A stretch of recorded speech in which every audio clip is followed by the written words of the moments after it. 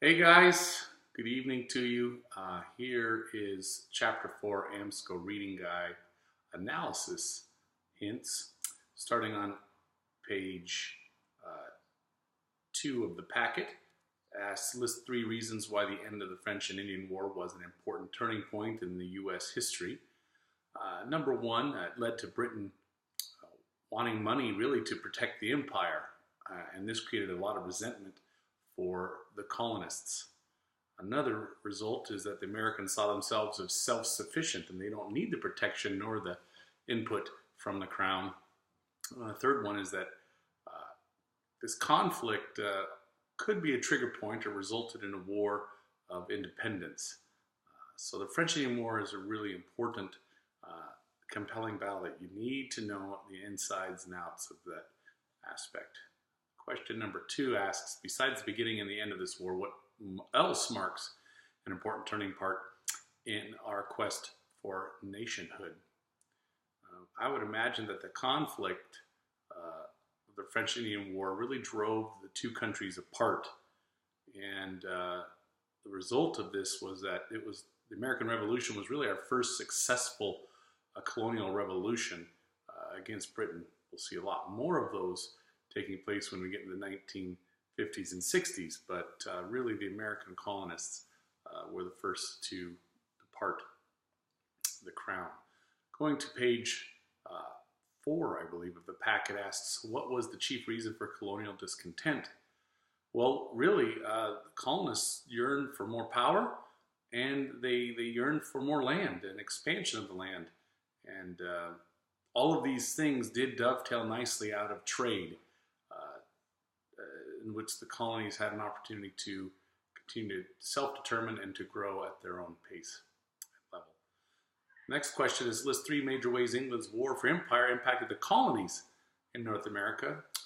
Well, 1, it took away hard-earned victories from the British colonies. It basically kind of endangered the British holdings and all of their warehouses and coastal towns and anything that was designed for the trade.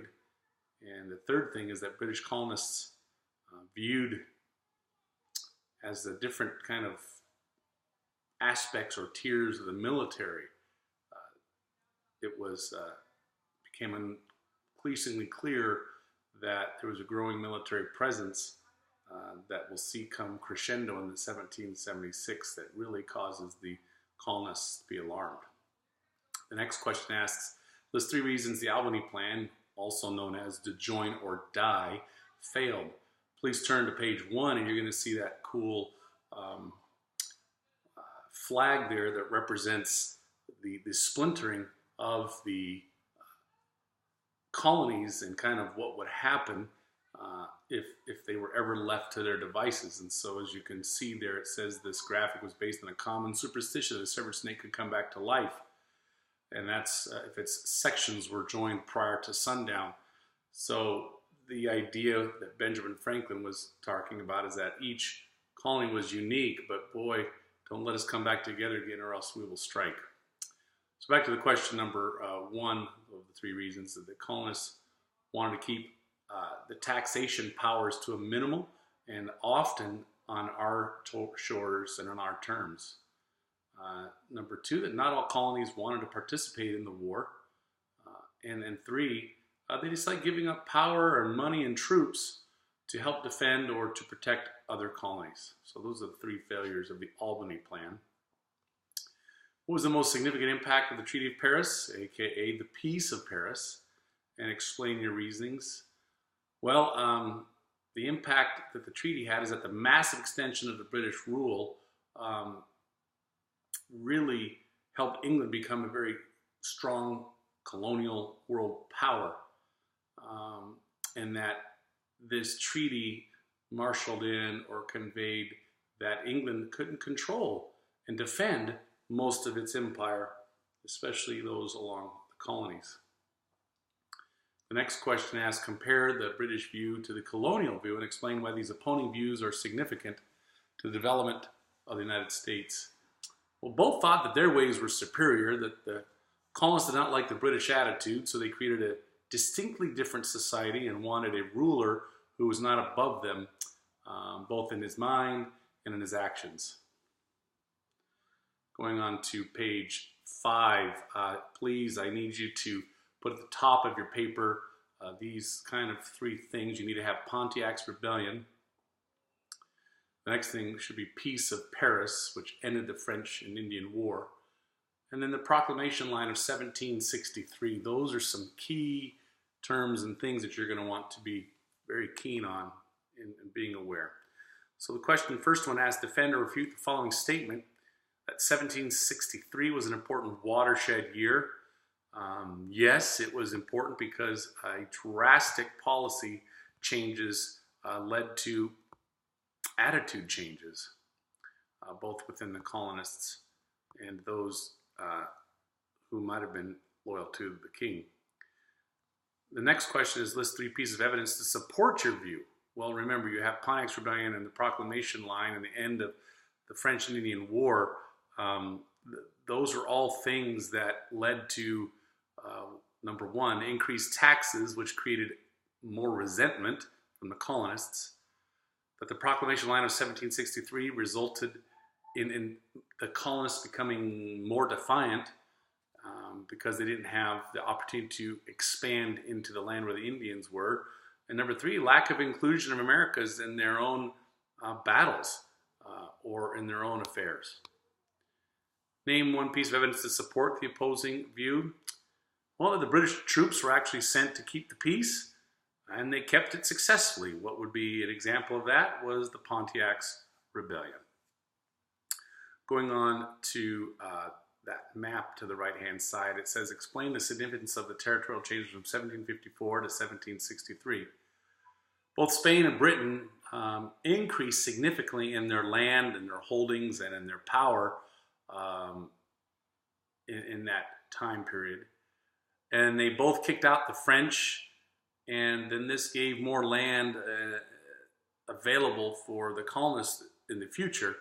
And what was the result? It made many of the American Indians incredibly unhappy with what had happened because they had sided with the French.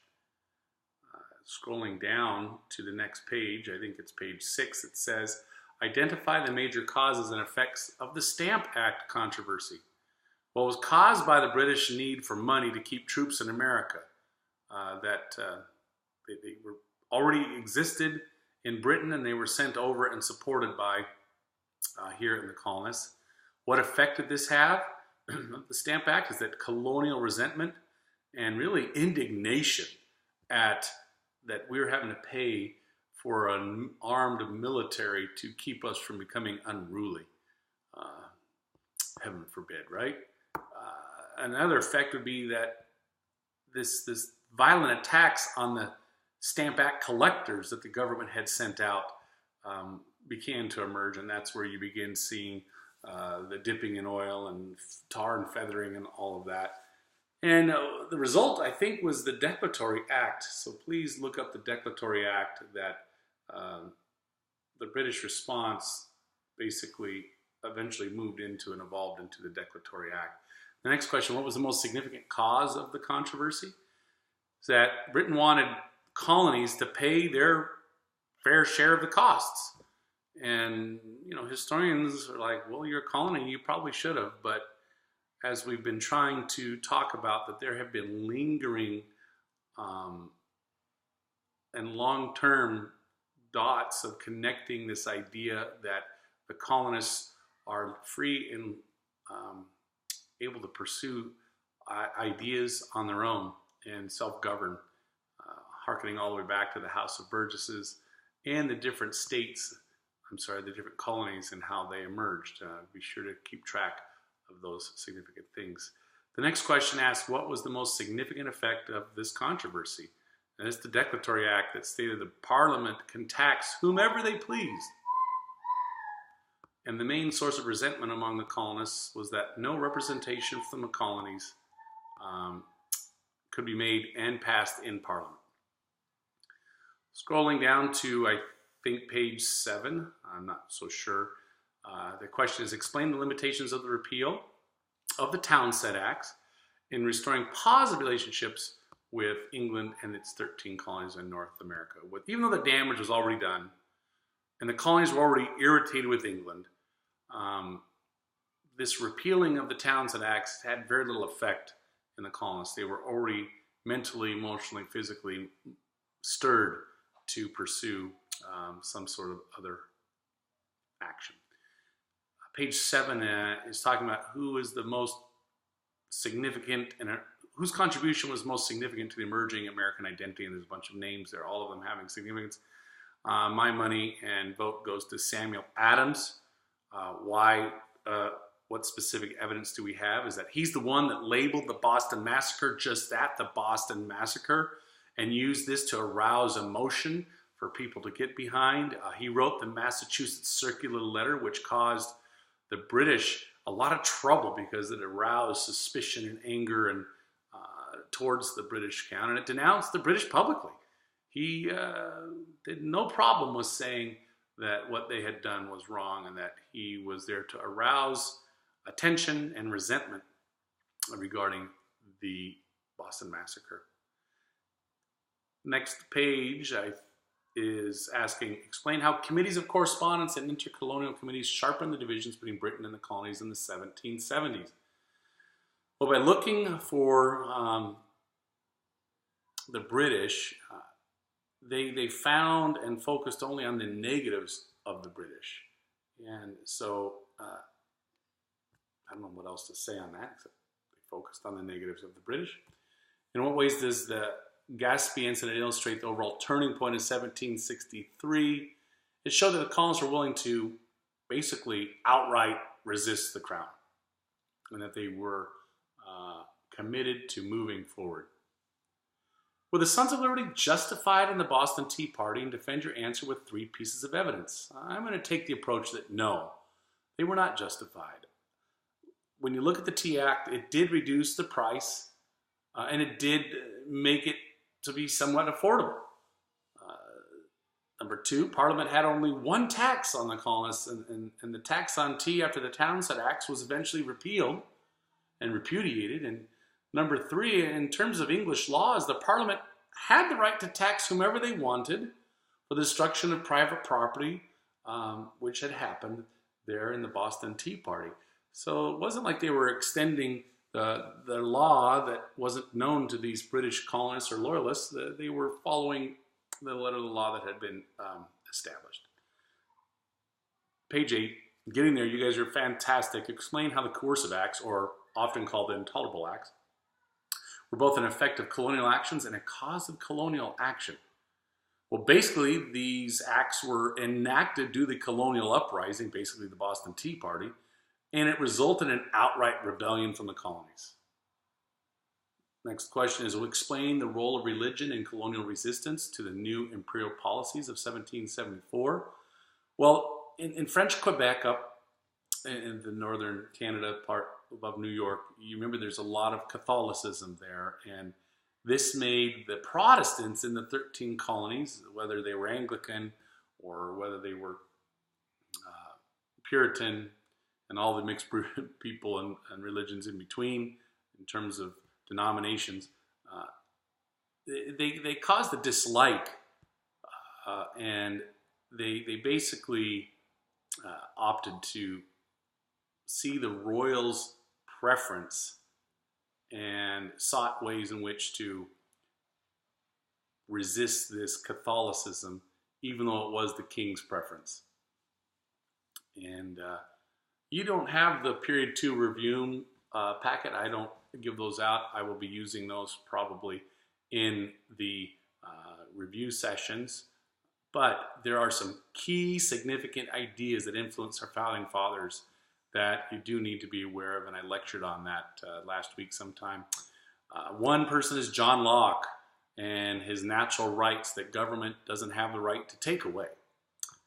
Number 2 would be Jean-Jacques Rousseau and his social contract that the government has and is required for rule. And Montesquieu, which provided individual rights and, importantly, the separation of power. Well, that is about it in terms of the analysis. I hope this was helpful to you. And go Bears.